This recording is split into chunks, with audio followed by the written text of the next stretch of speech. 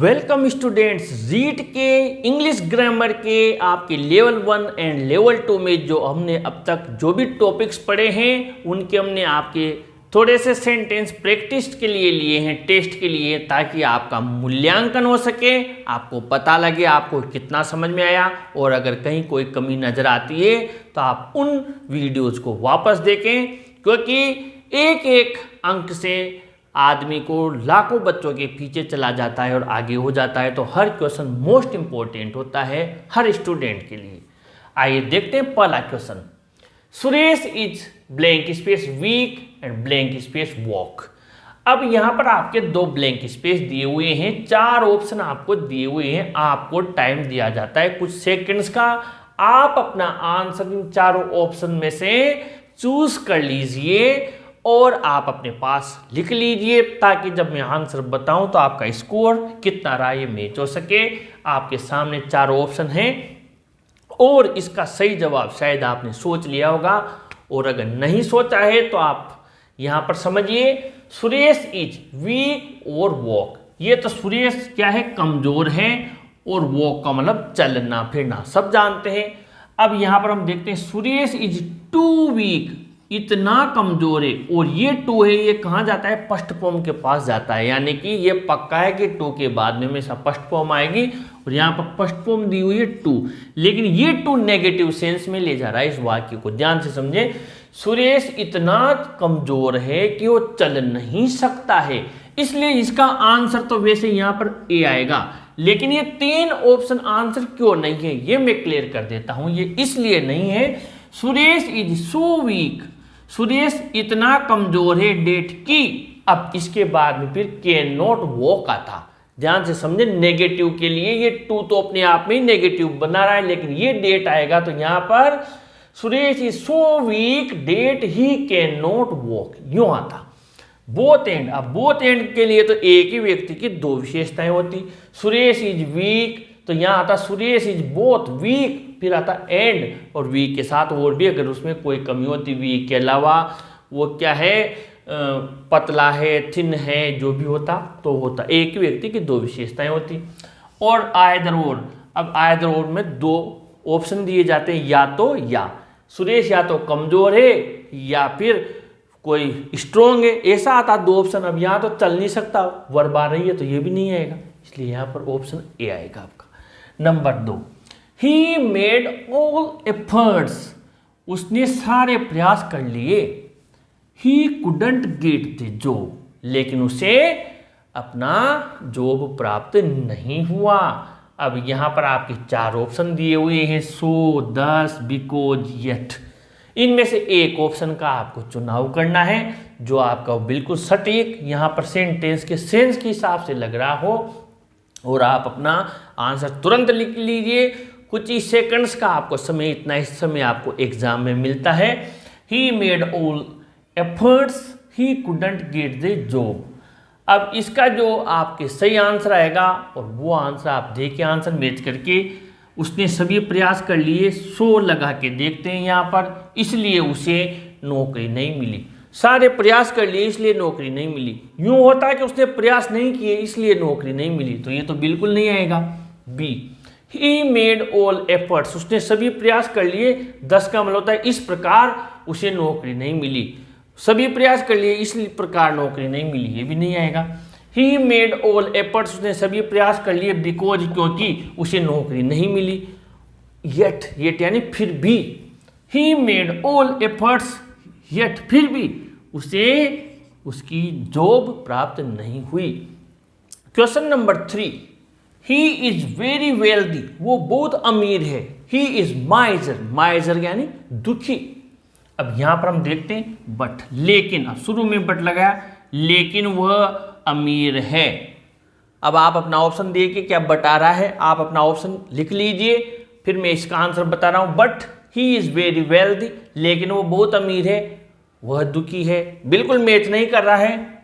Yet, फिर भी वह अमीर है, वह दुखी है, ये फिर भी यहां आता, अगर ये ऐसे होता ही इज माइजर, वो दुखी है, या यूं आता ही इज वेल्दी, वो अमीर है, येट ही इज माइजर, फिर भी वो दुखी है, तब तो मैच करता, लेकिन पहले नहीं आएगा। सो इसलिए ही इज़ वेरी वेल्थ, इसीलिए बहुत अमीर है, वह दुखी है, बिल्कुल नहीं मैच कर रहा। लेकिन आप देखिए डी, दो या ऑल दो का मतलब क्या होता है, यद्यपि वह अमीर है लेकिन फिर भी अपने आप निकल रहा है वो दुखी है, तो यहाँ पर क्या आएगा, डी ऑप्शन आएगा। Question number 4, the hill is blank space high blank space I can not climb it. अब यहाँ पर आपके 4 ऑप्शन दिए हुए हैं, so that, not only but also, both and, either or. इनमें से आपको एक ऑप्शन का चुनाव करना है चारों में से। आप अपना ऑप्शन यहाँ पर चूज कीजिए, मैं आपको इसका आंसर बता रहा हूँ। The hill is blank space high blank space I can not climb it. अब मैं आपको इसका आंसर बताता हूँ। हमने अभी ऊपर आप देखिए यहाँ पर 2 वाला एक प्रयोग सीखा था, और यहाँ पर हमने कहा था सो डेट नहीं आ सकता। क्यों नहीं आ सकता, क्योंकि यहाँ पर कैन नॉट दिया हुआ नहीं है, यानी वो यहाँ तो उसकी कमी दी हुई है कि वो बहुत कमजोर है, लेकिन वो चल नहीं सकता। अब मैंने यहाँ कहा था he is so weak that he can not walk होता, यहाँ पर कैन नॉट या कुड नॉट होता, लेकिन यहाँ पर टू खुद नेगेटिव ला रहा है। यहाँ पर आप देखिए क्या ये सेंटेंस नहीं है, यहाँ पर the hill is so high अपने आप आ रहा है, बहुत ही ऊंची है। अपडेट की, अब ये कैन नॉट दिया हुआ है, कैन नॉट क्लाइंब इट, मैं इस पर चढ़ाई नहीं कर सकता, इसलिए यहाँ सो डेट आया। बाकी 3 ऑप्शन यहाँ मैच नहीं कर रहे हैं, क्योंकि तीनों नॉट ओनली बट आल्सो क्या करता है, एक ही व्यक्ति की 2 विशेषताएं या 2 व्यक्तियों की एक विशेषता बताता है। जैसे is not only smart but also, और भी जो उसकी इंटेलिजेंट जो भी हो, तो एक ही व्यक्ति की he is both smart and intelligent, he is either smart और इंटेलिजेंट। जहाँ 2 ऑप्शन में से एक का चुनाव करना हो तो ये तीनों नहीं आएंगे, और यहाँ पर जो आपका आंसर आएगा वो क्या आएगा, ए वाला आएगा, सो डेट वाला। आगे बढ़ते हैं। Raman blank space is my friend got first rank in the class. Raman मेरा मित्र है, उसने कक्षा में प्रथम स्थान प्राप्त किया है, फर्स्ट रैंक प्राप्त की है। 4 ऑप्शन है आपके रिलेटिव प्रोनाउन से आगे, हु, हुम, हुज और विच। इसमें से कौन सा आएगा, आपको अपना आंसर चूज करना है चारों में से। और इसका जो सही आंसर वो है, मैंने आपको ये पढ़ाई तब समझाया था, और अगर फिर भी कोई दिक्कत हो तो आप रिलेटिव प्रोनाउंस को दोबारा पढ़ सकते हैं। एक मैंने 10वीं के लिए भी शानदार बनाया हुआ है वीडियो, आप चाहें तो वो देखिए, बहुत अच्छे से समझ में आ जाएगा। रमन, अब यहाँ पर संज्ञा दे गई, तो इसका जो सर्वनाम आता है, संबंधवाचक सर्वनाम, वो इसके जस्ट बाद आता है, और वो एक ही होता है इंसान के लिए, और वो है हु, जिसका मतलब होता है जो कि।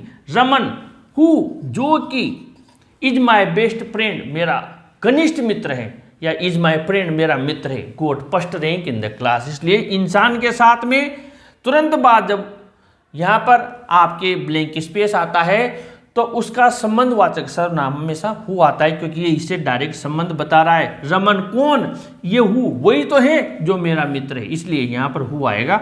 यहाँ पर आपका ऑप्शन आएगा ए। आगे बढ़ते हैं। The main blank space shirt is blue is my uncle.